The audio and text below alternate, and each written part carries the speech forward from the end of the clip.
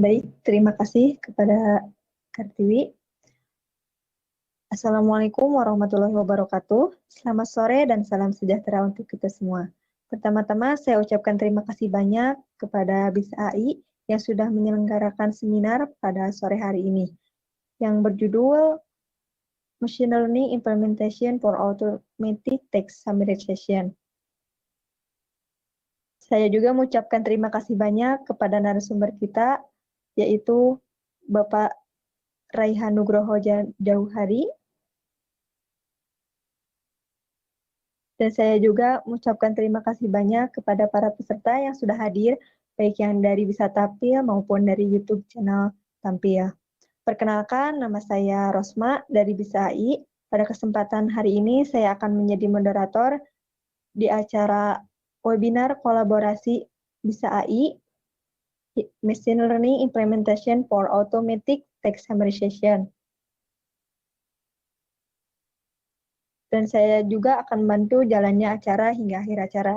Sebelum kita mulai acaranya, saya akan memberikan peraturan singkat untuk acara ini, yaitu adalah peserta tidak boleh menghidupkan webcam, peserta tidak boleh menghidupkan mikrofon, peserta tidak boleh spam chat. Untuk pertanyaan, peserta dipersilakan menuliskan di chat publik yang ada di Bisa Tampil, maupun di chat live yang ada di YouTube Tampil. Nanti pada saat sesi tanya-jawab, saya membacakan pertanyaan dari teman-teman kepada narasumber.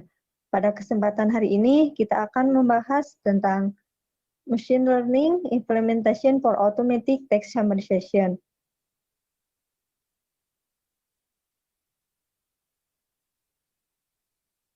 Di era Big Data, terjadi ledakan jumlah data teks dari berbagai sumber. Volume teks ini adalah sumber informasi dan pengetahuan yang akan ternilai yang perlu diringkas secara efektif agar berguna. Ketersediaan dokumen yang meningkat ini menuntut penelitian yang mendalam di area NLP untuk peringkasan teks otomatis. Peringkasan teks otomatis adalah tugas menghasilkan ringkasan yang ringkas dan lancar tanpa bantuan manusia dengan tetap mempertahankan arti dari dokumen teks asli. Maka dari itu, pada kesempatan kali ini kita akan membahasnya bersama narasumber kita, yaitu adalah Bapak Raihan Nugroho Jauhari. Beliau merupakan data scientist dari Telkom Indonesia. Halo Pak. Ya, halo siang Mbak. Apakah suara saya dengarkan? Ya, sudah Pak. Apakah sudah siap Pak? Ya, udah siap Mbak. Ya, tanpa berlama-lama lagi, silakan kepada Bapak Raihan untuk memaparkan materinya. Baik, terima kasih Mbak Rosma ya tadi dari Bisa AI. Ya. Teman-teman, sebelumnya Assalamualaikum warahmatullahi wabarakatuh. Selamat siang, salam sejahtera untuk kita semua. Om Swastiastu, Namo Buddhaya, salam kebajikan. Oke, mungkin saya kenalan dulu ya. Perkenalkan, nama saya Raihan Nugroho Jauhari. Untuk saat ini saya bekerja sebagai data scientist di PT Telekomunikasi Indonesia atau biasa dikenal Telkom ya. Untuk saat ini juga kebetulan saya menghandle sebuah startup digital di bidang ekspor sebagai CTO. Oke, untuk materi hari ini kita sebenarnya saya ucapkan terima kasih juga untuk Bisa AI, terutama platformnya yaitu Bisa Tampil ini keren banget. Ada video conference yang dibuat karya anak bangsa, semoga aja nanti bisa katakanlah bisa nyaingi Google Meet mungkin atau Zoom. Semua pasti ini ya untuk proses, tapi saya yakin platformnya keren banget, suatu saat pasti bisa besar.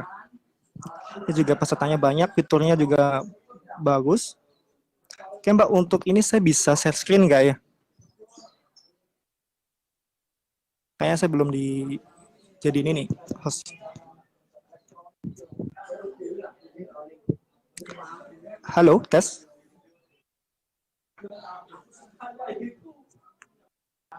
Oke, sebentar, nanti saya coba upload.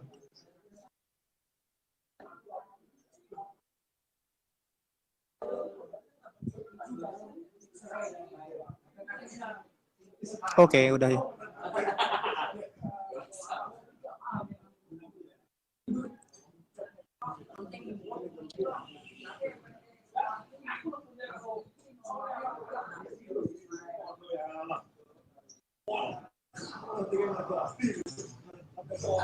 Oops. Wait. Oke. Mungkin kita langsung mulai aja, teman-teman. Terima kasih yang udah hadir. Nanti kita akan belajar bareng. Jadi lebih ke sharing session ya, nggak ada istilah guru menggurui. Jadi di sini kita belajar bareng. Nanti saya akan coba cerita dahulu. Nanti teman-teman jika nanti ada waktunya untuk tanya jawab, silahkan yang mau bertanya atau mungkin mau menambahkan atau mau cerita juga dipersilahkan ya. Oke, pertama di sini saya kemarin ditawarin untuk ngambil tema bebas katanya dari bisa AI, kemudian saya ambil tema di sini adalah automatic text summarization, yang mana merupakan sebuah cabang ilmu dari NLP cabang ilmu dari AI. Jadi mungkin teman-teman udah familiar ya dengan AI, artificial intelligence, kecerdasan buatan, yang hampir semua di mana-mana sekarang pakai AI, dikit-dikit AI. Padahal mungkin cuma programming tradisional gitu, padahal cuma disebutnya AI. Jadi nanti kita akan bahas sedikit subnya, yaitu text summarization menggunakan machine learning ya. Oke, pertama kita coba bahas perkenalan dulu. Nah, sebelum kita menginjak ke ringkasan teks atau text summarization, di sini teman-teman kita akan sedikit mereview, yaitu tentang traditional programming. Sebenarnya apa sih yang membedakan antara traditional programming dengan machine learning? Tentu dua hal ini berbeda. Kita akan coba lihat bedanya. Nah, kalau traditional programming, ini dia melibatkan proses penulisan aturan atau rules dalam bahasa pemrograman. Dan juga tentu butuh data sebagai inputnya untuk mendapatkan solusi. Nah, dia bersifat rigid. Coba teman-teman kalau lihat gambar di bawah ini, di sini ada data, ada rules, kemudian nanti kita menghasilkan answers. Answer di sini adalah solusi. Jadi kalau bahasa pemrograman tradisional, di sini kita masukkan datanya, kemudian kita input rule-nya. Rule ini kalau dalam bahasa pemrograman tradisional itu bisa sebagai bisa dalam bentuk programming ya, hard code. Jadi teman-teman bikin if else atau condition yang banyak kayak gitu, itu juga bisa untuk menghasilkan hasil answer atau solusi. Cuman itu tentu payah banget ya, karena kita capek banget ngetik if else yang banyak gitu kan, baru nanti dapat hasilnya. Nah, nanti kita akan lihat gimana kalau itu diatasi menggunakan machine learning. Oke, nah ini adalah sebuah ini ya ilustrasi sederhana nih buat teman-teman nanti bisa pelajari. Jadi sebenarnya komputer tuh bisa nggak sih ngetahui gambar ini tuh orang ngapain gitu? Aktivitas orang ini ngapain? Jawabannya bisa. Kalau menggunakan traditional programming juga bisa, tapi caranya seperti ini. Kalau dalam traditional programming, gambar pertama ini ada orang ya, ini orang lagi jalan. Ini kita bisa definisikan supaya program mengenali itu kita pakai condition if else. If condition kurang dari 4 ini 4 km, aktivitasnya berjalan. Nah, ini menggunakan tradisional. Kemudian yang sebelahnya, ini kalau misalkan orang berlari, gimana sih supaya komputer bisa mengenali? Itu bisa pakai else. If kecepatan kurang dari 4, tadi berjalan. Cuma ketika dia kecepatannya selain 4, katakanlah di atas 4, itu disebut sebagai berlari. Ini juga ketangkep nih, pakai traditional programming. Nah, yang ketiga, ini ketika kita mendeteksi orang lagi bersepeda. Gimana caranya? Kita bikin condition lagi, cuma kita cabangin lagi. Jika kecepatan kurang dari 4, ini aktivitasnya berjalan. Yang lainnya, jika kecepatannya kurang dari 12, maka dia berlari. Nah, ketika dia lebih dari 12, dalam hal ini kita bisa sebut aktivitasnya itu sedang bersepeda. Oke, ini bisa solve ya kalau pakai traditional programming. Akan tetapi, kalau gambar yang keempat gimana? Bermain golf. Ini nggak bisa. Kalau pakai traditional programming, kita mesti bikin condition lagi. Kita mesti mecah lagi tuh if else-nya. Akan tetapi kalau orang megang golf, gimana nih cara bikin conditionnya? Berjalankah, berlarikah, kecepatannya berapa? Kan nggak tentu ya, nggak konstan ya, karena dia kadang diam gitu kan, kadang cuma berdiri, kadang jalan. Mungkin juga dia bisa aja lari kan untuk ngambil golfnya, bola golfnya. Jadi ini kalau di traditional programming susahnya minta ampun nih, teman-teman.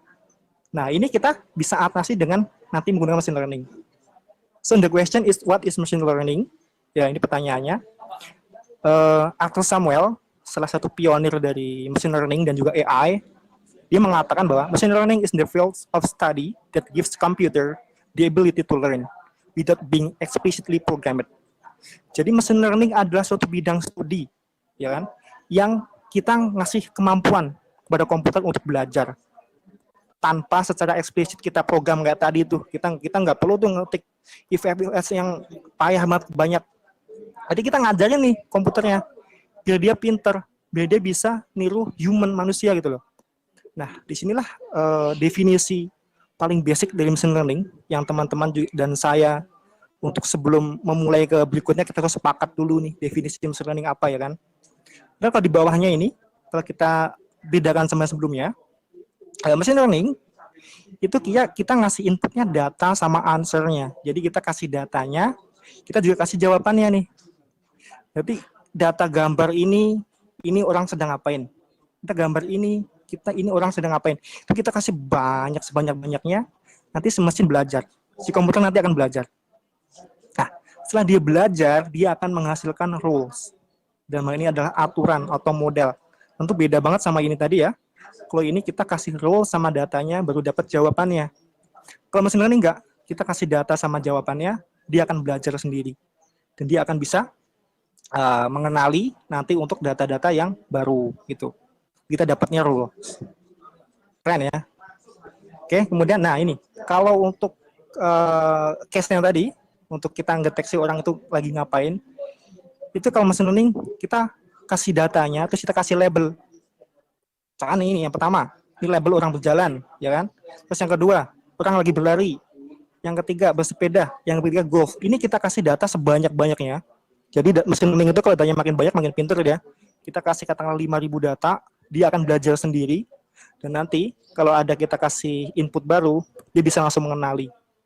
Masya Allah ya, itu salah satu penemuan di bidang komputer, machine learning, yaitu machine learning. Oke, kemudian contoh penerapan dari machine learning, ya. Nah, teman-teman, salah satu contoh penerapan machine learning itu kalau misalnya kalian buka YouTube nih, kalau kita buka YouTube, biasanya kita nonton ya channel yang favorit kita, misalkan siapa, katakanlah Atta Halilintar, ya Ricis, atau Baim Wong. Kalau hari ini teman-teman nonton itu, katakanlah nonton Baim Wong, terus YouTube-nya teman-teman tutup, besok balik lagi, di situ pasti ada recommendation, akan muncul video-video related yang berhubungan. Contohnya Baim Wong lagi ngeprank gitu kan, atau mungkin dia Raffi Ahmad lagi ngeprank, atau Raffi Ahmad beli mobilnya Baim Wong, yang mana itu videonya semua related, berhubungan. Coba kita cuma kemarin ngunjungin channel Baim Wong, dan besoknya kita kunjungi lagi, udah bisa ngasih rekomendasi video-video di bawahnya itu intinya video-video bawahnya itu semuanya berhubungan dengan yang kita tonton kemarin. Itu salah satu penerapan daripada machine learning. Jadi pintar banget. YouTube ini udah menggunakan machine learning dari awal ya, dari awal-awalnya mereka udah mulai mengadopsi machine learning untuk recommendation-nya. Banyak juga ya, selain YouTube bisa juga Spotify gitu kan. Kalau teman-teman bisa ngeplay salah satu musik, kemudian nanti si Spotify-nya akan ngasih rekomendasi yang related di bawahnya. Jadi nanti berhubungan gitu. Sama juga kayak Shopee kalau lagi belanja gitu kan, Pak. Kita nyari produk ini, kemudian bawahnya ada rekomendasinya yang related juga. Ini kayak berhubungan ya, ini dibeli. Jadi itu salah satu penerapan machine learning. Luar biasa. Jadi machine learning itu sangat membantu memudahkan kehidupan kita. Kemudian spam filtering atau filter spam. Jadi misalkan seperti ini. Kalau teman-teman pernah, ya pasti pernah ya buka email ya, Gmail katakanlah. Itu kalau teman-teman dapat Gmail dan Gmail itu adalah masuk spam, si Gmail akan otomatis masukin itu ke dalam spam tanpa kita pindah, tanpa kita campur tangan kita. Nah, pertanyaannya kenapa bisa seperti itu? Itu karena si Gmail-nya dia mengadopsi machine learning ya. Jadi si Google dalam hal ini dia tuh udah banyak dapat data-data tentang spam, kemudian sama dia dikembangkan, dimasukkan di embed dalam Gmail-nya, kemudian nanti ketika kita dapat spam akan otomatis dipindah ke folder spam sama si Google. Nah, itu salah satu juga penerapan machine learning dalam email ya, Gmail. Oke, lanjut. Kemudian, nah ini self-driving car. Kalau teman-teman sebelumnya pernah ini ya apa ngelihat drama Korea yang populer banget itu Startup, ada Suzy dan kawan-kawan. Nah di situ tuh si tokohnya ya si Suzy sama si 6 dosen dia ngembangin sebuah mobil driving car atau apa self driving car yang mana mobil itu bisa nyetir sendiri. Dia bisa tahu tuh kapan dia harus berhenti, dia bisa tahu kapan dia harus belok, dia bisa tahu kapan dia harus mendahului. Gimana bisa kayak gitu? Karena si mobilnya tuh ditanam AI, ditanam machine learning dan dia bisa belajar gitu loh. Tidak datanya sebelumnya yang dia belajar. Sehingga bisa kita lihat di gambar ini, ibaratnya orang lagi mulai nyantai-nyantai nih, sedangkan si mobilnya bisa gerak sendiri. Di Indonesia sendiri di luar ada Tesla ya, Tesla si Elon Musk yang dia mengedevelop mobil self driving car. Kalau di Indonesia sendiri Tesla juga ada, cuman kayaknya kalau misalkan self driving car di Indonesia belum diaktifkan sepertinya. Oke, mohon maaf ada berisik lagi di cafe sebentar. Oke, lanjut automatic text summarization. Oke, kita tadi pengenalan machine learning insya Allah udah cukup ya teman-teman. Yang penting udah sepakat dulu nih definisi machine learning itu apa. Kalau semuanya udah paling nggak udah ngerti tentang machine learning, kita masuk ke summarization atau peringkasan teks.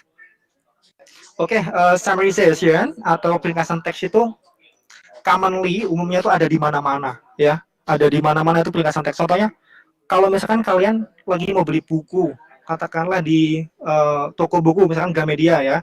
Nah, itu kalau kita baca buku nggak mungkin dong kita baca keseluruhannya ya. Gila aja dari awal sampai akhir kita baca bla bla bla bla bla. Oh, baru beli. Ngapain lo udah beli? Lo udah buku, udah baca, ngapain beli? Nah, pertanyaannya, kalau misalkan kita pengen cepat beli itu gimana? Di buku itu rata-rata dia udah punya summary-nya di belakangnya. Nah, kita bisa baca dulu nih summary-nya kayak apa, isinya buku tentang ini. Oke, kita cocok baru kita beli, kan? Nah, kemudian contoh lainnya adalah di news headlines. Jadi ketika kalian melihat ya ada berita-berita di platform digital, di internet, di katakanlah di Instagram, itu mereka selain judul juga ada summary singkatnya gitu loh. Tentang beritanya itu sebenarnya bahas apa sih? Nah, itu juga salah satu penerapan dari summarization. Oke. Kemudian abstract of research papers. Jadi di paper itu juga teman-teman bisa lihat itu ada abstrak. Yang mana abstrak itu juga termasuk peringkasan dari nanti isi papernya. Seluruhannya itu membahas apa sih gitu. Jadi kita nge-riset apa. Itu udah ada di abstraknya, bagian abstrak. Kemudian jawaban ketika lagi ujian ya, answer in examination.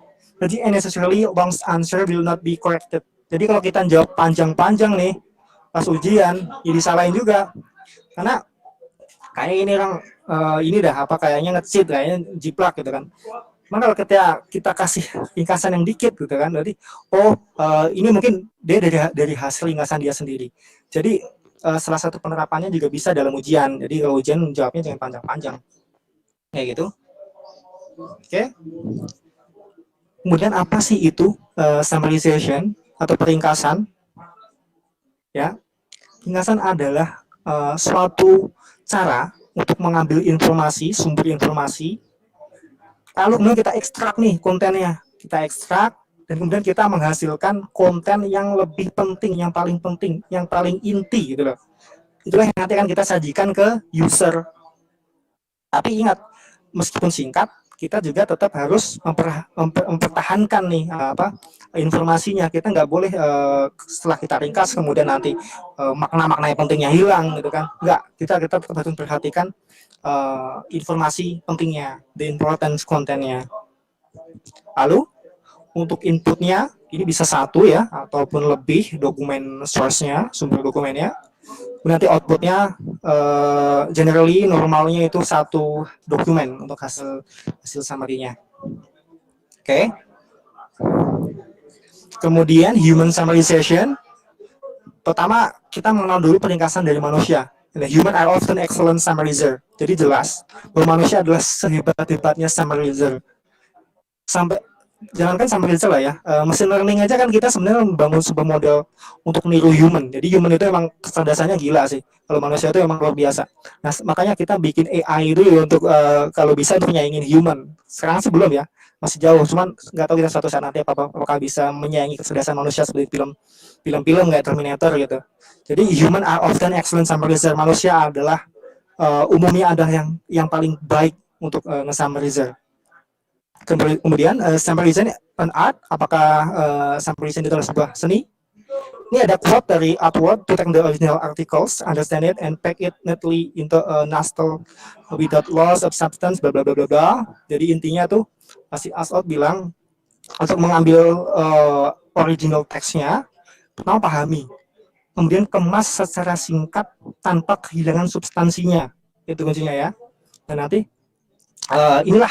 ini juga termasuk dalam karakteristik dari sebuah seni. Itu kata si Ashworth. Jadi kalau teman-teman nge-summary text itu juga termasuk dalam seniman gitu kan. Oke. Kemudian so why automatic summarization? Jadi kenapa sih kok kita itu harus kenapa sih kita harus summary gitu? The human summarization can be present specific, context dependent, and varies with human cognition. Jadi summarization yang dibuat oleh manusia itu dia akan present spesifik ke orangnya gitu loh. Jadi ketika saya yang summary kemudian mungkin teman-teman summary ya beda pasti hasilnya, karena kita dependennya terhadap manusia, kemudian konteks dependen, kita dependen pada konteksnya. Oh saya konteksnya tentang ini ya, kita kan langsung nyari aja yang bab itu, langsung itu yang kita ambil. Dan mungkin bawahnya ada yang lebih penting, dan ada various human cognition juga ngaruh juga dengan kognisinya orang yang beda-beda. Jadi kalau kita sambil menggunakan manusia itu ya salah satunya kayak gini nih, karena kognisinya orang kan beda-beda gitu.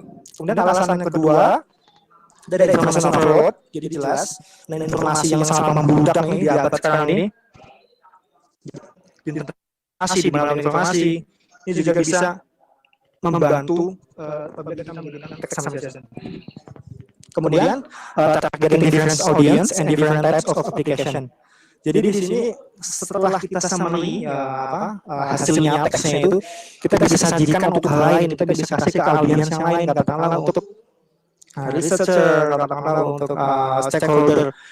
Misalkan gini deh, misalkan kita adalah perusahaan media cetak, berita ya, kemudian kalau kita summary, nanti kita bisa kasih hasil summarization-nya itu untuk stakeholder kita. Jadi stakeholder itu nanti nggak perlu bahasa keseluruhan gitu. Jadi kayak gitu. Oke, kemudian di sini kita akan membahas summary types dan juga genre-nya, tipe-tipe, peringkasan, dan juga genre-nya. Nah, tipe yang pertama, ini kita bisa bedakan berdasarkan ekstraktif dan abstraktif. Berdasarkan bentuknya yaitu ekstrak dan abstrak. Nanti akan kita bahas. Kemudian ada dimension, ada single atau multi-document summarization. Kemudian kalau berdasarkan konteksnya, kita ada query spesifik atau independen. Kemudian berdasarkan tujuannya ada purpose, indikatif, informatif, atau critical, atau dengan kritik. Jadi bentuknya itu ada ekstrak, ada abstrak. Kalau ekstrak itu kita mengekstrak hanya berdasarkan data yang ada. Jadi ini nih, misalkan ada teks panjang, paragraf panjang. Kalau ekstrak, pendekatan ekstrak, kita nanti akan summary berdasarkan kata-kata di situ juga. Jadi kata-kata di situ yang paling banyak muncul misalkan ya, ini kita ambil, kita jadikan ringkasan. Kemudian kalau abstrak, dari kata yang udah ada itu kita olah lagi nanti bikin baru. Nah itu kalau dalam abstraktif. Ada dimensinya, ada satu dokumen yang kita ekstrak ataupun dua. Genre-nya ya, ada news headline, ada abridgment, ini abstrak dalam penulisan, kemudian ada movie summaries. Jadi film-film itu juga kita summary juga untuk ringkasnya, cerita tentang apa, kemudian kronologi juga bisa kita kategorikan sebagai summarization. Oke, kemudian ada basic stage in summarization. Jadi tahap umumnya itu apa aja sih sebenarnya? Pertama adalah content identification. Jadi sebelum kita summary itu kita lihat dulu kontennya tuh. Kontennya kita amati dulu. Ada yang perlu diperbaiki atau enggak? Apakah NLP apakah perlu ada yang dibersihkan datanya? Kemudian ada conceptual organization. Lalu kita susun nih langkah-langkahnya, kita mau ngapain aja nih, mau kita apain, bla kita susun secara organized. Kemudian kita implementasi, kita realization. Kemudian untuk pendekatannya ada top down, ada bottom up. Kalau yang top down itu I know what I want and give me what I ask for. Ini pendekatan dari atas ke bawah. Kemudian ada bottom up. Misalkan kalau top down ya, user perlu only certain types of information. Jadi hanya sertakan tipe informasi yang kayak gini misalkan. Yang kalau button up, anything that's important, semuanya yang penting summary kata dia. Ini satu pendekatan yang umum ya, ada top down atau bottom up dalam informasi. Oke. Kemudian summarization approach atau pendekatan summarization itu ada dua, teman-teman. Yang pertama adalah statistical approach atau pendekatan secara statistik. Kemudian pendekatan secara NLP approach atau pendekatan secara natural language processing. Jadi seperti yang sebelumnya kita bahas ya, bahwa NLP atau natural language processing atau pemrosesan bahasa alami itu merupakan salah satu sub daripada AI. Teman-teman, seperti contoh penerapan NLP itu sendiri ya, kita coba melebar dikit. Contoh penerapan NLP ada Google Translate ya, atau penerjemah itu juga NLP. Kemudian voice recognition, pemrosesan suara dan yang kita olah juga dengan NLP. Begitupun juga untuk peringkasan teks kita juga bisa pakai NLP. Nah, kalau statistik itu seperti apa? Nah, kalau dalam statistik approach atau pendekatan statistik, kita mengoperasikan lexical level, use word frekuensi, dan similarity measure. Jadi kita lexical levelnya, kita ukur levelnya berdasarkan frekuensi katanya. Jadi misalkan nih, si kata ini sering muncul di dalam sebuah paragraf, kayaknya ini penting nih, karena sering muncul. Nah, itu salah satu penerapan statistik. Nah, nanti misalkan katakanlah di kalimat berikutnya muncul lagi, nah ini muncul lagi nih, kayaknya ini penting nih. Dan nanti seterusnya itu nanti akan diukur ya, word frekuensinya berapa kali dia munculnya, kemudian measure dari similarity-nya diukur juga kemiripannya, nanti bisa kita hasilkan peringkasan. Nah tentu kalau pakai metode statistical ini dia nggak support abstraction. Abstraction itu yang tadi saya bilang bahwa abstraction adalah satu metode untuk mengekstrak teks menggunakan pendekatan yang berbeda, yang bisa dibilang agak susah ya, karena kita mau ngekstrak niru manusia gitu. Oke, dia kalau statistik dia nggak support. Kemudian NLP approach, NLP kita mencoba untuk memahami teksnya. Ya, jadi kalau sebelumnya itu kita lihat, kita ukur strukturnya, itu panjangnya, frekuensinya segala macam. Kalau NLP itu kita pahami teksnya. Jadi dia perlu rules for text analysis dan manipulasi. Jadi dia perlu nanti untuk modelnya, gitu kan. Dia butuh algoritma untuk analisa dan manipulasinya. Kemudian NLP approach ini dia bisa menghasilkan kualitas yang lebih bagus, higher quality, dan juga dia support abstraction.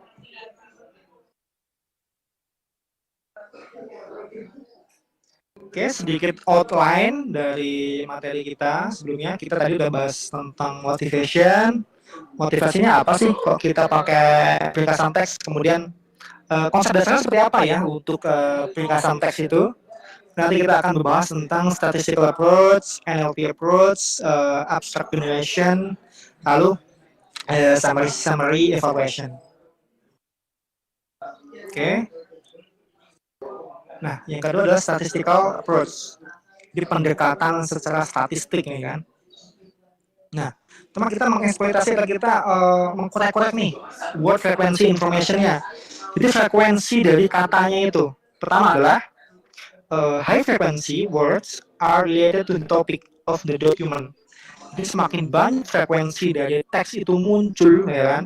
Kayaknya ini penting nih. Berarti dia itu related dengan topik dari dokumennya. Ini kita bisa jadikan sebagai informasi yang penting. Kemudian, of course, does not include stop word. Ini jelas kita nggak perlu menggunakan stop word, karena stop word itu kan, teman-teman untuk yang belum tahu, stop word adalah sebuah kumpulan kata-kata yang digunakan untuk membangun sebuah kalimat, dan biasanya itu nggak terlalu penting. Itu stop words. Nah, kita nggak perlu stop word nanti ya untuk di dalam pendekatan statistik. Lalu yang ketiga, the importance of sentence depend on number of occurrence of significant word. Jadi munculnya kata signifikan itu tadi kan, berapa muncul Kayaknya nih, ketika ini muncul 2 kali 3 kali, ini bisa kita curigai sebagai kalimat yang penting. The discriminating power of the word. Lalu rank sentence and pick the top K.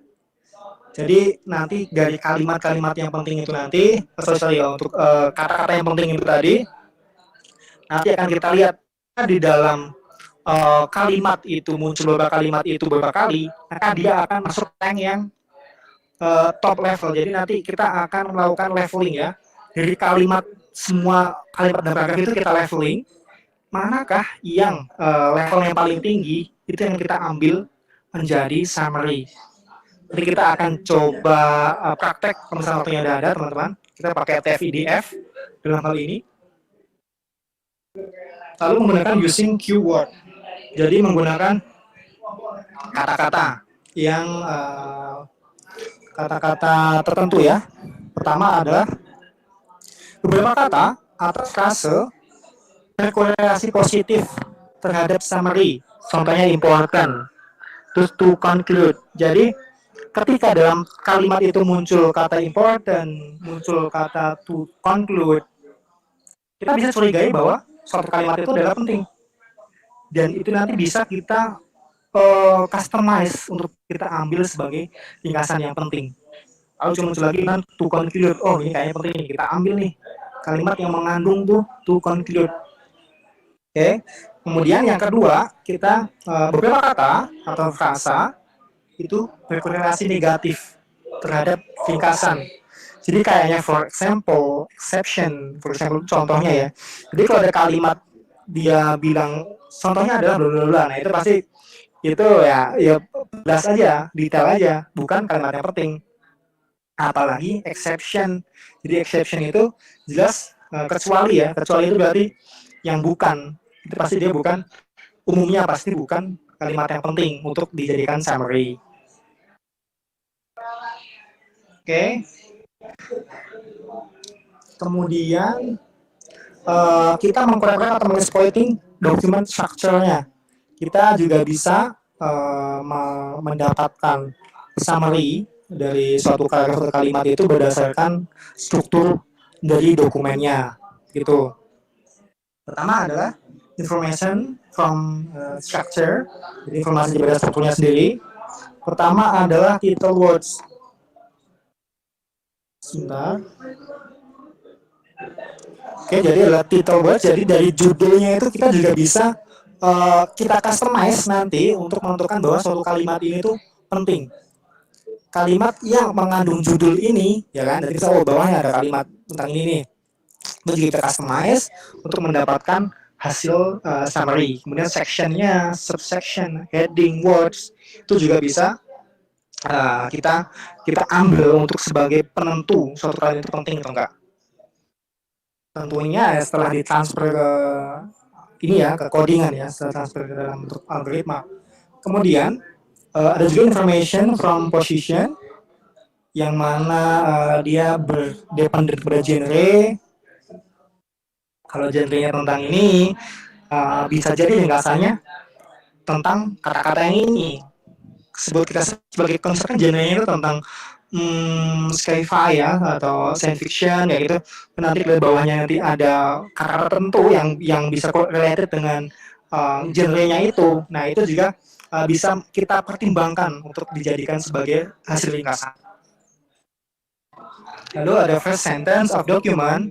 Jadi untuk kalimat pertama dari dokumen, kemudian first sentence of paragraph, kalimat pertama dari sebuah paragraf, lalu last sentence of document, dan juga kalimat terakhir di dalam dokumen itu juga bisa kita pertimbangkan untuk dijadikan sebagai summary atau ringkasan. Oke, udah jam 14.03 ya. Oke. Jadi takutnya nggak cukup untuk ini. Kemudian ada sentence cluster based on similarity. Jadi dalam ringkasan teks secara statistik ini juga bisa mendapatkan pendekatan clustering ya teman-teman.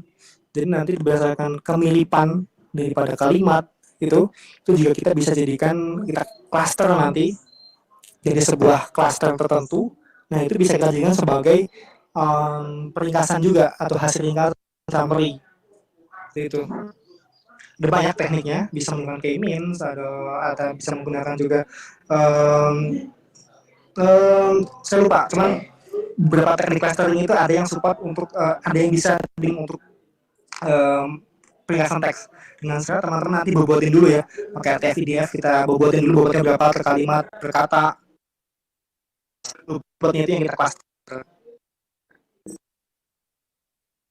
Nah, kemudian untuk pendekatan secara NLP atau NLP approach, nah ini ada beberapa ya teman-teman dari word based summarization yang teman bisa explore sendiri nanti di internet dan yang lainnya. Untuk word based summarization ada pick up a subgraph of WordNet, ada ranking scene set, ini ada sentence selection dan juga PCA. Ini pendekatan secara NLP teman-teman silakan nanti untuk di explore sendiri apabila penasaran.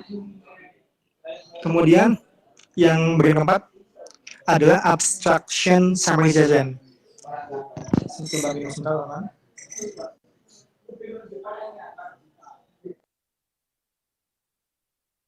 Oke, dan kita masuk ke abstraction summarization. Sebelum kita abstraction, kita bilang ya, ada dua dari or abstraction. Nah,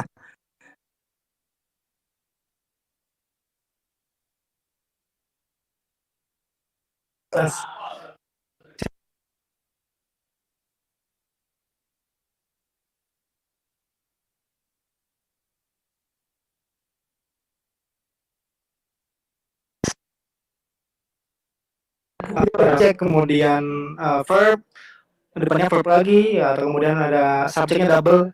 Itu kalau menggunakan ekstraktif. Jadi salah satu pertanyaan seperti itu. Kemudian anapura, pronouns, preference of pronouns atau kata ganti orangnya, dan juga referensi dari definisikan. Jadi kita kesulitan juga untuk ganti kata apa? Kata ganti orangnya itu susah, atau kata gantinya itu kita terbatas karena cuma teks itu doang. Cuman kalau di teks kan nanti kita bisa kreasikan ya, karena kata-katanya bisa kita ubah biar bisa menghasilkan kalimat yang baru gitu. Kemudian multi document summarization itu juga kalau menggunakan pendekatan ekstraktif, dia possible atau mungkin untuk kontradiksi nih hasilnya antara masing-masing source bisa aja beda. Itu salah satu menggunakan pendekatan ekstraktif. Dan apa itu abstraction summarization? The abstractive text summarization is the task of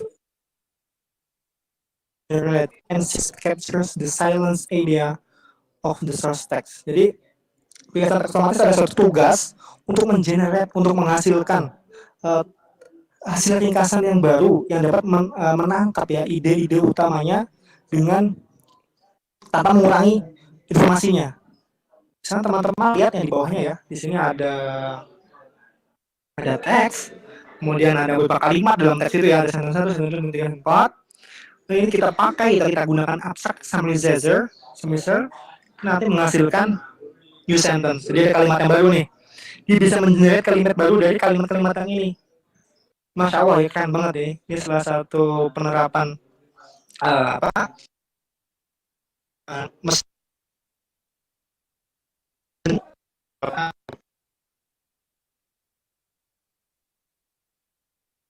kalau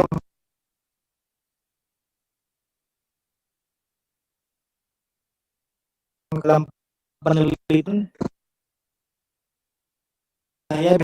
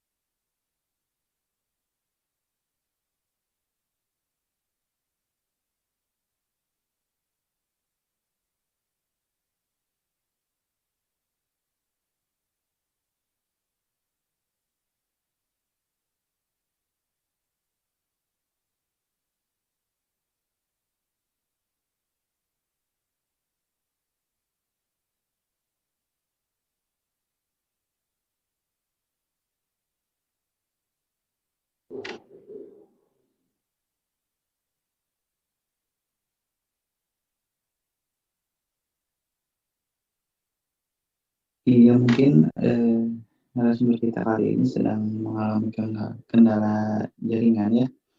Halo Mas Daihan, apakah masih bisa bergabung dan mendengarkan suara saya?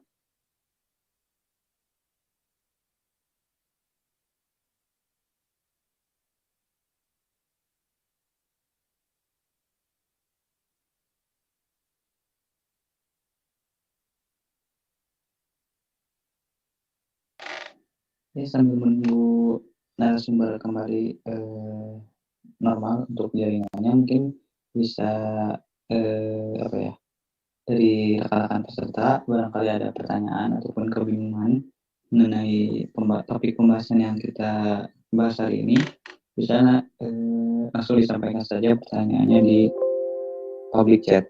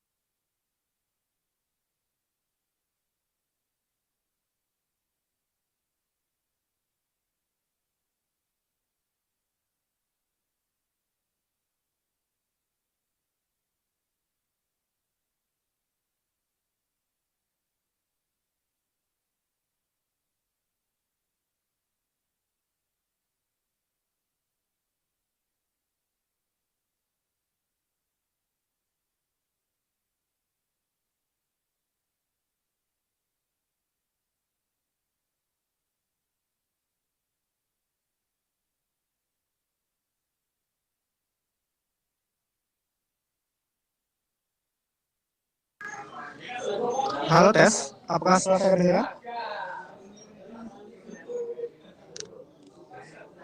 Iya, sudah terdengar Mas Mayan.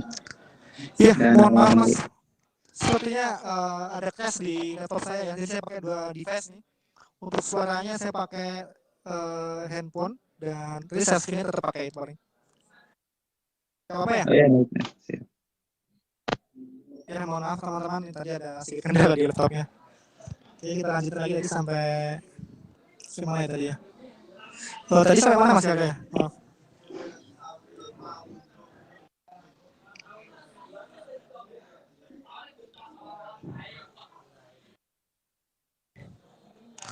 Ini saya belum dikasih ini ya, apa?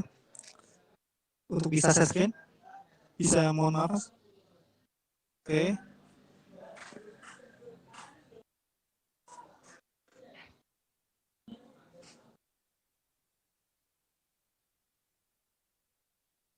Apakah sudah nampil? Mohon maaf. Belum nampil Mas. Masih proses upload ya. Oke.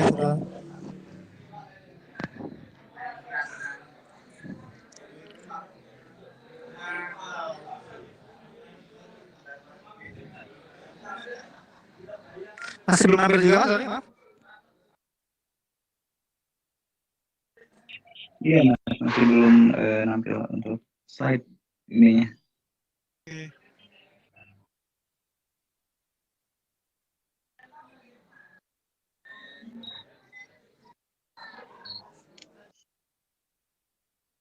Ternyata saya coba upload aja ya untuk ini Mas ya, untuk slide-nya ya. Iya boleh Mas. Yang tadi di ini. Mungkin jika tidak bisa diupload bisa share screen saja gitu Mas. Iya betul.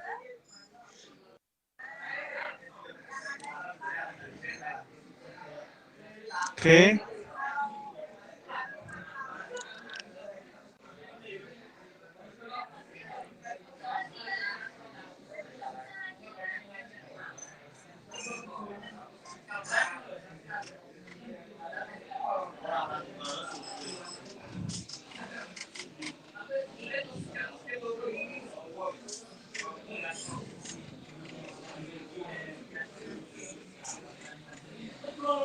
Iya, apa sudah nampil? Nah iya sudah Mas. Iya, aduh tadi siap. Tadi kelewat sampai mana ya? Saya lupa nih. Sini gak enak teman-teman. Oke, wait. Ini lupa namanya tapi masih ingat slide-nya sih Mas. Bisa di Oh, oke, udah Mas.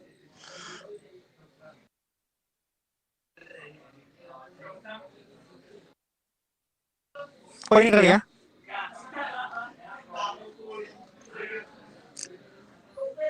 Oke, kita lanjutkan teman-teman. Tadi nggak salah sampai sini ya, saya juga ingat. Jadi kemudian ada kumpulan tenaga lagi. Ya, tadi sempat terputus nih teman-teman. Mohon maaf. Mungkin masih tidur.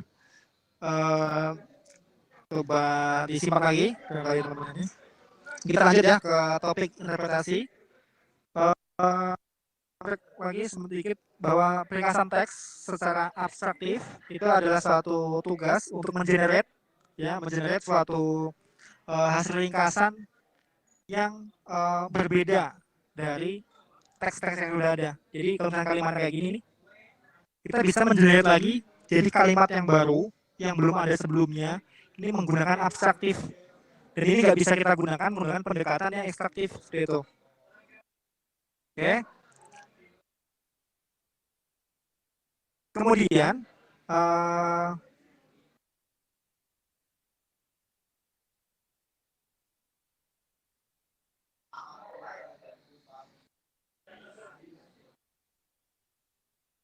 ini nggak bisa saya next.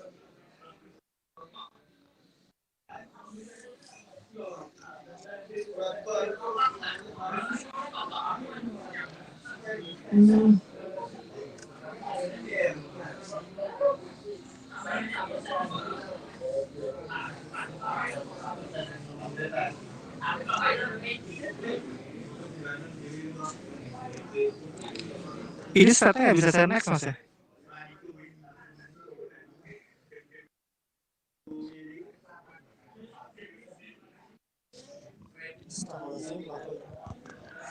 Terus lagi. Masnya di upload file ya mas, bukan sesnya ya mas? Iya saya upload tadi mas. Soalnya presentasi nggak bisa. Apakah bisa tampilin dari masnya nggak? Baru sebentar.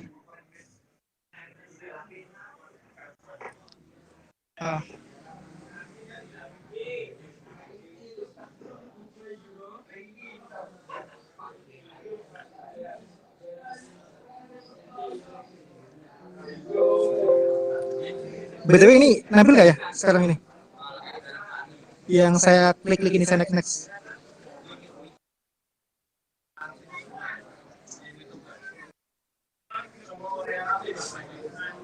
Halo?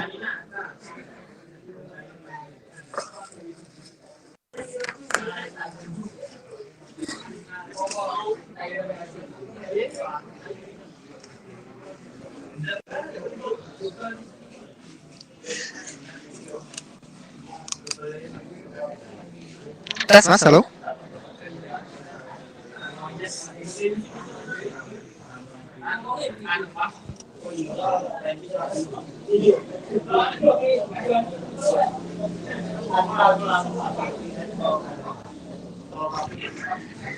Oke, ini kayak selanjutkan nampil nggak ya? Sorry, mohon maaf. Nampil mas. Bisa nampil ya? Saya coba next ya Mbak Yasa. Oke, kemudian untuk konsep ya, konsep general daripada teks aplikasi itu sendiri. Teman-teman kalau misalkan mendapatkan contohnya teksnya adalah John bought some apples, pears, and orange. Ini menggunakan abstraktif text summarization kita bisa ringkas menjadi John bought some fruits. Jadi dari beberapa buah ini tadi, kalau misalnya kita menggunakan pendekatan abstraktif, itu kita bisa mengenerate satu kata baru nih, yaitu fruits, yang mana buah-buahan. Yang awalnya buahnya banyak, ini si machine learning dia bisa ngenalin, yang dalam teks itu sebenarnya itu kumpulan daripada buah-buah, yang mana kita bisa menghasilkan teks baru yaitu fruits. Seperti itu. Kemudian untuk ATS atau Abstractive Text Summarization itu sendiri, umumnya kita menggunakan deep learning ya, umumnya. Jadi nggak seluruhnya menggunakan deep learning, bisa juga menggunakan pendekatan lain, approachment lain. Cuman pada umumnya menggunakan deep learning. Untuk contohnya adalah di sini saya buat sebuah flow diagram, block diagram. Yang pertama, step pertama, kita membuat datasetnya dulu. Kita bangun dataset. Datasetnya itu ya bisa kita kumpulkan dari katakanlah data-data publik yang banyak, ya kan? Data-data respon pelanggan misalnya. Ini data-data yang kita latih itu kita kumpulkan sebanyak mungkin. Karena teman-teman satu kuncinya ketika ingin membuat sebuah model deep learning, itu semakin banyak datanya semakin pintar. Nah itu key-nya yang harus kita pegang. Jadi ketika kita masih banyak data buat dia belajar, ya tentu dia akan lebih pintar lagi gitu loh. Itu konsep dasarnya. Oke, kita cepat saja ini. Kemudian ada preprocessing data, kemudian ada vektorisasi data yang kita vektorkan. Dari teks kita rubah jadi vektor, jadi angka, supaya bisa diproses sama si machine learning-nya. Kemudian kita bangun modelnya, katakanlah kita pakai LSTM ya, RNN. Kemudian kita latih, kita train. Modelnya kita latih menggunakan data kita. Kemudian kita pakai untuk ringkas teks.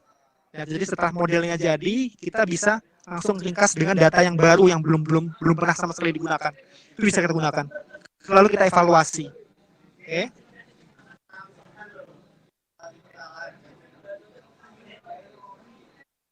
Oke, kemudian untuk evaluasinya ya. Evaluasinya itu bentar.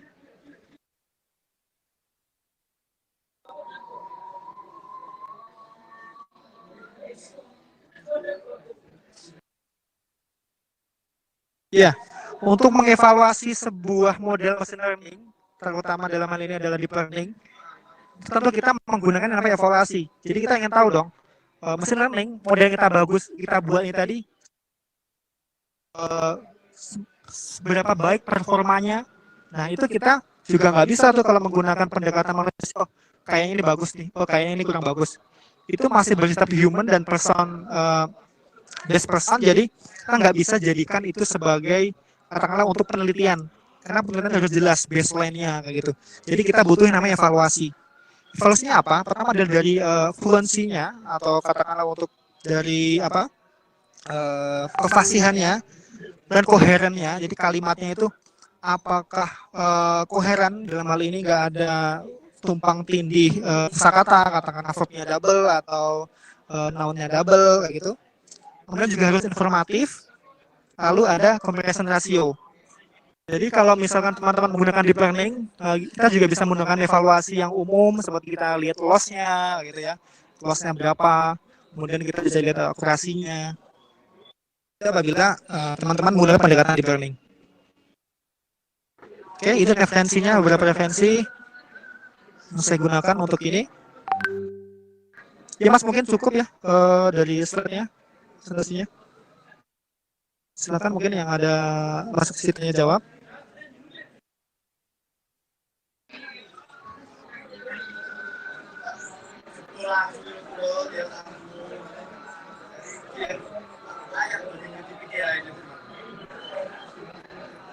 Nah, Sisan, mohon maaf.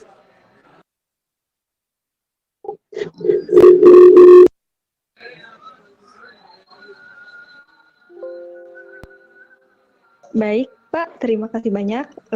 Silakan Iya. bagi teman-teman, jika ingin ada yang ingin ditanyakan, bisa boleh komen di public chat ataupun yang di YouTube bisa di live chat ya.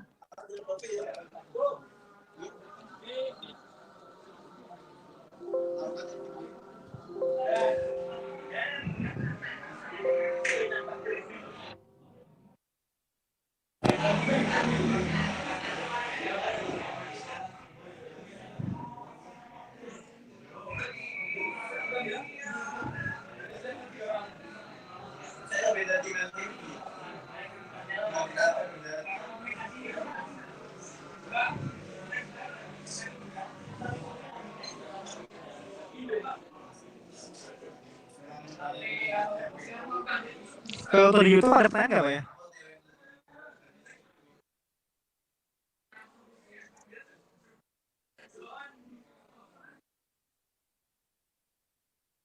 Oh, ini ada dari Pak Adre. Bahasa pemrograman untuk MLI menggunakan apa ya? Oke, ML ini maksudnya machine learning kali Mbak ya? Ya, kalau machine learning sendiri ya, Mas Pak Anzi, untuk dalam hal peringkasan teks ini kita bagi dulu ya, kan ada peringkasan menggunakan pendekatan abstraktif, kemudian juga bisa menggunakan pendekatan abstraktif dan ekstraktif. Nah, kalau ekstraktif itu kita umumnya menggunakan pendekatan statistik ya, semacam kalau clustering itu bisa menggunakan k-mean gitu. Kalau yang abstraktif, nah kalau abstraktif ini kita bisa menggunakan deep learning. Jadi contohnya kalau misalkan kita ingin mendapatkan ringkasan dari review komen dari pelanggan, kita bisa menggunakan dataset dari pelanggan-pelanggan. Katakanlah untuk komentar pelanggan dari Amazon ya, itu dikumpulkan kalau nggak salah ada, itu teman-teman bisa olah. Nanti setelah diolah, kita bisa jadikan untuk dataset dan kita pakai algoritma deep learning yang umumnya. Bisa pakai RNN, karena RNN seperti yang kita tahu dia cukup powerful untuk NLP, terutama untuk perbatasan kata, atau juga bisa menggunakan GRU yang less time juga. Kemudian mungkin jika bidirectional itu Pak Ansi, kalau algoritmanya. Oh, untuk bahasa programnya Python. Kalau bisnis kita Python. Bisa pakai R, cuma kalau belum ini ya, belum familiar, jadi disarankan pakai Python aja dulu untuk belajar. Seperti itu, Pak. Ya, baik. Bagi Pak Andri, itu ya, adalah jawabannya. Kemudian ada pertanyaan selanjutnya dari Pak Waris. Jenis model algoritma apa saja yang bisa dipakai buat text summarization dan apa saja kelebihan dan kekurangannya? Ya, terima kasih. Pertanyaan yang sangat bagus dari Pak Waris. Ya, tadi sempat kita singgung ya, sudah saya jawab sebelumnya. Jadi untuk apa? Untuk bahasa pemrogramannya itu Python, kemudian algoritmanya bisa pakai untuk deep learning kita bisa pakai LSTM seperti itu. Dan kalau ekstraktif bisa pakai clustering. Ada lanjutannya Mbak ya dari Pak Waris ya. Iya, ada Ini contoh. ada Ada contoh sintek. contoh. Iya, Mas. Ada contoh Iya, ada sintek contoh. Python-nya. Iya, sebenarnya ada dan saya tadi mau demoin sebenarnya tuh codingannya. Cuman nggak tahu laptop saya ngeselin banget tiba-tiba nge-lag. Ada sih. Saya ada juga untuk yang ekstraktif maupun abstraktif bisa langsung digunakan. Kalau misalkan ini saya bisa bagi kemana ya, Mbak? Oh iya, boleh kirim saja ke CP Bisaib. Baik, nanti kita kirim ke kotak pesannya ya nanti Mbak ya, nanti biar dibagikan ke teman-teman. Iya.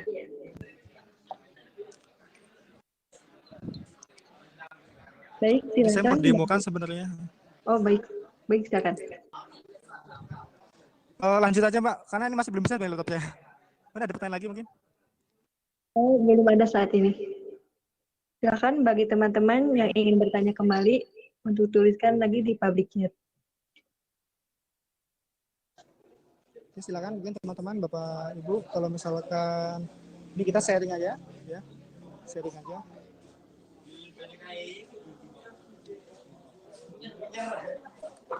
Nah, ini mungkin ada lagi dari Pak Andri.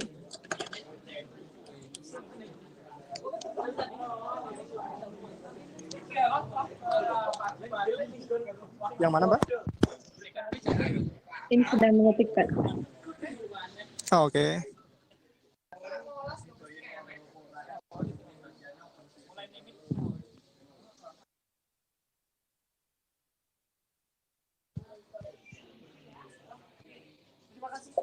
Nah, ini ada pertanyaannya.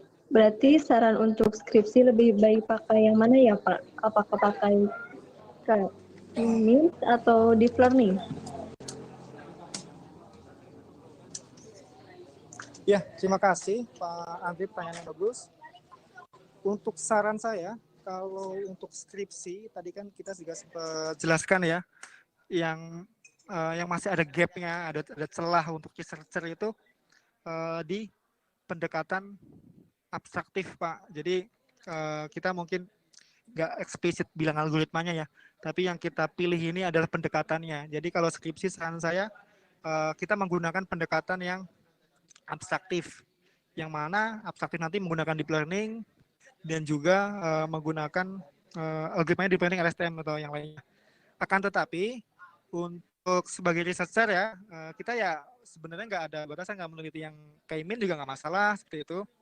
Kalau memang saran saya ya yang banyak gapnya itu yang deep learning seperti itu. Ya, seperti semoga menjawab Pak Andri. Ya, selanjutnya ada lagi dari Pak Hansen. Pak, bedanya machine learning dan deep learning itu apa ya? Oke, terima kasih pertanyaan yang bagus dari Pak Hansen. Jadi, machine learning dan deep learning itu ibarat seperti jadi semuanya itu masih dalam lingkup AI, Pak. Jadi AI itu ya subdomain yang paling luas ya. AI yang mana di AI itu dalamnya ada machine learning, ada NLP dan yang lainnya. Dan deep learning itu adalah sub daripada machine learning. Jadi machine learning itu algoritma-algoritma yang kita gunakan atau istilahnya tool untuk melakukan data mining, ya kan? Data mining kita pakai machine learning, dan machine learning itu ada yang lebih spesifik lagi, itu deep learning. Kalau machine learning yang general, yang commonly yang kita gunakan ini rata-rata ya yang katakanlah clustering, ya kalau supervised untuk regression dan segala macam, itu masih kalau boleh dibilang kurang spesifik, kurang mendalam belajarnya kayak gitu. Nah, kalau bahkan deep learning, ini kita ajarin lebih pintar lagi nih si robotnya, si komputernya kita ajak belajar lebih dalam lagi. Seperti itu. Jadi deep learning adalah sub daripada machine learning. Machine learning adalah sub daripada AI. Jadi bawah-bawah kayak gitu, dan deep learning itu nanti juga akan dibagi lagi seperti itu. Ya, mungkin seperti itu. Bisa semoga menjawab Pak Ya, Hansen. begitu Pak Hansen jawabannya. Jadi AI itu jadi mencakup ke berbagai aspek ya Pak ya? Iya, betul, betul, betul Pak. Di segala hal yang menggunakan teknologi dan juga menggunakan pendekatan pembelajaran mesin atau pembelajaran komputer itu masuk dalam artificial intelligence. Seperti itu. Iya, Bang. Ya, silakan teman-teman.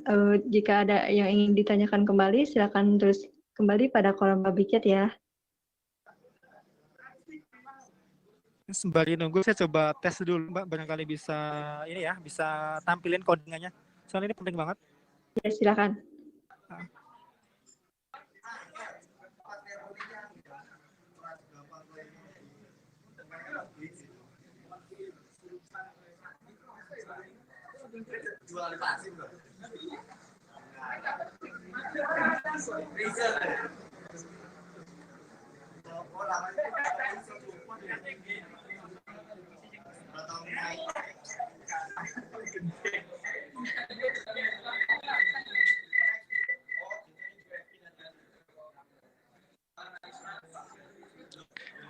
Halo Mbak, Ya, Pak.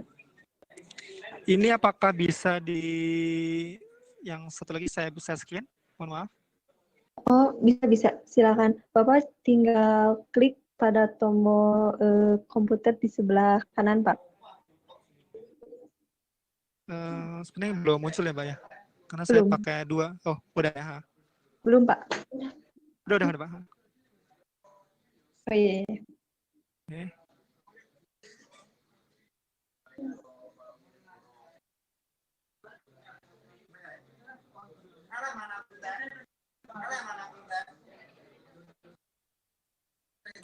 Sudah nampil? Sudah, Pak. Sudah nampil. Oke, alhamdulillah yang bisa nampil lagi. Oke.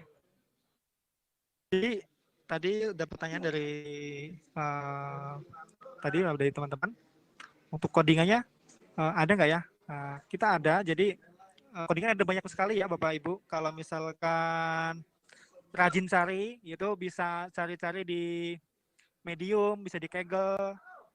Nah, kalau di Kaggle juga sangat terbatas untuk text optimization karena seperti saya bilang tadi, penelitian dalam text optimization itu masih kurang dibandingkan dengan lain ya, itu masih kurang banyak gitu loh. Jadi itu gapnya banyak banget untuk researcher kalau mau menggali seperti itu. Oke. Ini kita menggunakan bahasa pemrograman Python yang mana saya memanfaatkan Google Colab yang dibuat oleh Google sebagai notebook yang bisa diakses secara online. Teman-teman bisa mengaksesnya langsung di Colab ya, .research.google.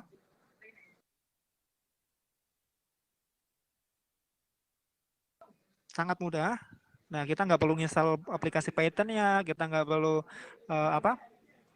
kita nggak perlu install IDE dan segala macam yang ribet. Nah, teman-teman kalau nggak mau ribet bisa menggunakan Google Colab ya dari Google ini. Ini untuk cara gunainnya gimana? Kita bisa langsung menulisnya atau istilahnya bikin notebook baru di sini, atau kita bisa upload. Jadi file notebooknya nanti kita bisa upload di sini, atau bisa juga melalui GitHub, atau juga bisa melalui Google Drive. Ada banyak pilihan ya untuk ini ya. Cuman di sini saya sebenarnya sudah upload. Saya akan coba gunakan yang ini. Ya, TFDF. Nah, di sini untuk struktur codingannya ini sudah jelasin dari awal. Di sini kita seperti bisa kita import beberapa library ya, library yang dibutuhkan. Beberapa contohnya adalah NLTK, OS, regex, matematika operator, NLTK dan lainnya. Kemudian kita import juga stopwords. Nanti kita untuk menghapus beberapa kalimat yang nggak koheren kayak gitu. Kita import. Dan kita bikin beberapa function di sini.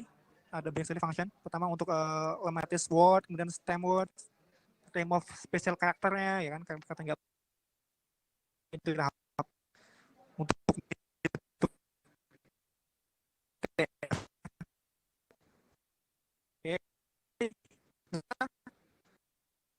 kita langsung juga upload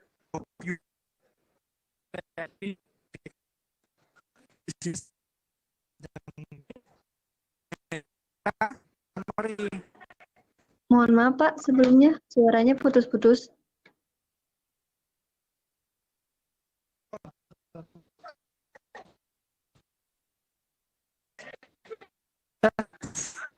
apakah sudah Belum Pak, masih putus-putus. Eh? Masih putus-putus Pak.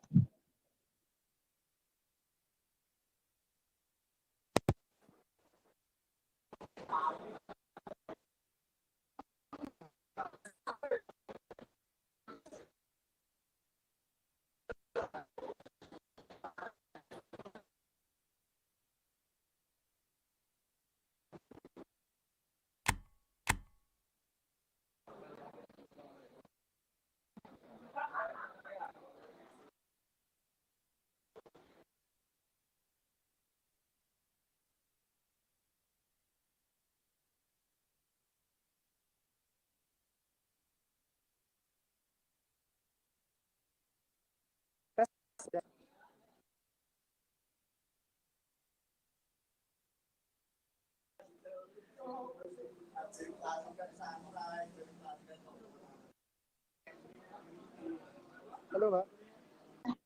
Halo Pak, sekarang sudah bagus Pak.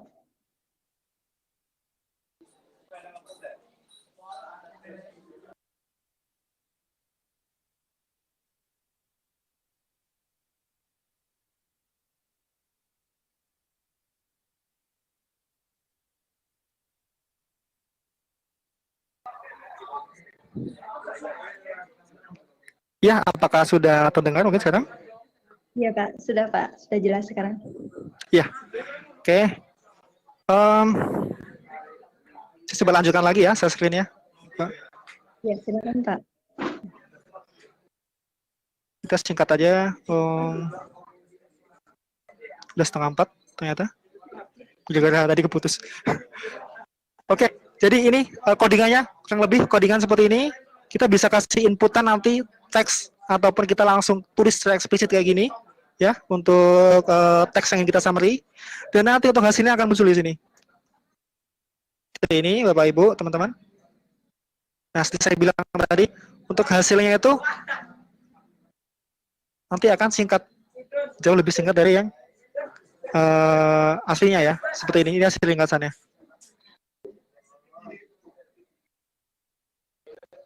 Ini juga bisa kita simpan nanti untuk hasil simpan summary-nya, atau juga bisa kita deploy dan kemudian kita bikin endpoint-nya, kita bikin API-nya. Saya juga udah bikin di sini teman-teman. Kalau misalkan mau dikunjungi, bisa kunjungi di ini saya di server ya, jadi saya belum pakai domain. Bisa dikunjungi di IP 34.126.80.48.5000. Ini saya deploy-nya pakai Python Flash di Google Cloud. Dan ini bisa nge-summary teks dalam tampilan yang lebih bagus karena web kayak gini ya, jadi lebih familiar nih kalau kita mau nge-summary, nggak gelap kayak gini. Sorry, nggak gelap kayak gini. Ya, apa codingan. Jadi nggak mungkin kita juga deploy ke orang kayak gini ya, pasti kita deploy-nya yang tampilan yang lebih bagus, yang kayak gini. Ini dengan ini sama, codingannya sama, cuman saya deliver atau saya deploy menjadi tampilan lebih bagus. Jadi bisa dinikmati banyak orang. Coba kita akan testing dengan misalkan ini kita ada ini ya apa teks yang panjang gitu. Nah, seginilah kita pengen coba summary atau enggak segini dulu. Copy dan kita gunakan di mesin ini udah kita deploy. Nah, ini persentasenya kita pengen panjangnya berapa persen sih dari total ininya, kita misalkan 20%. Let's summarize. Aduh, ini sebentar. Oke, kayaknya server saya lagi down.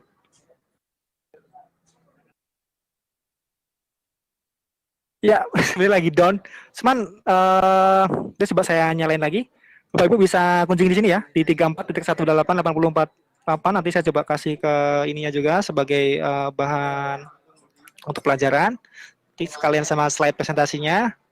Kemudian, itu tadi adalah cara mendeploy atau mendeliver model text summarization kita ke orang, biar orang itu nggak pusing lihat tag codingan. Jadi dengan tampilan web itu pasti akan jauh lebih bagus, akan jauh lebih mudah dipahami seperti itu. Ya, Mbak, mungkin cukup sih. Nah. Ya, baik, terima kasih Pak. Kemudian ini dari Pak Waris ya. Oh, filenya nanti bantu share aja ya Mas. Itu penjelasan di setiap platform. Nah, nanti baik akan di-share ya oleh Bapaknya. Iya, siap. Nanti saya kasih link GitHub-nya aja ya. Iya, iya Pak. Oke, siap.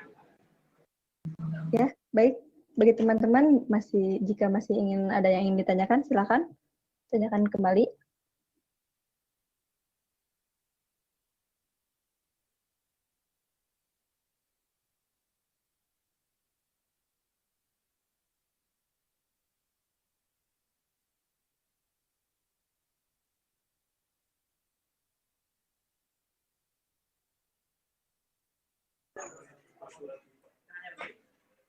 Nggak ada ya, sepertinya Pak ya.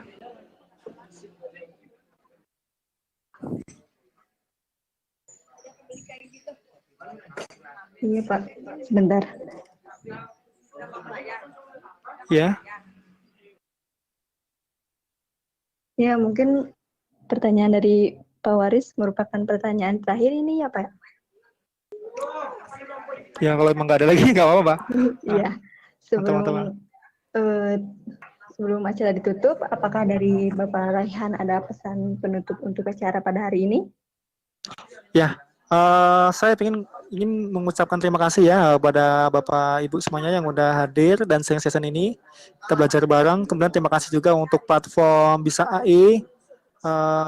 Terutama saya minta maaf karena tadi sempat ada error koneksi di laptopnya. Nanti coba saya akan benerin.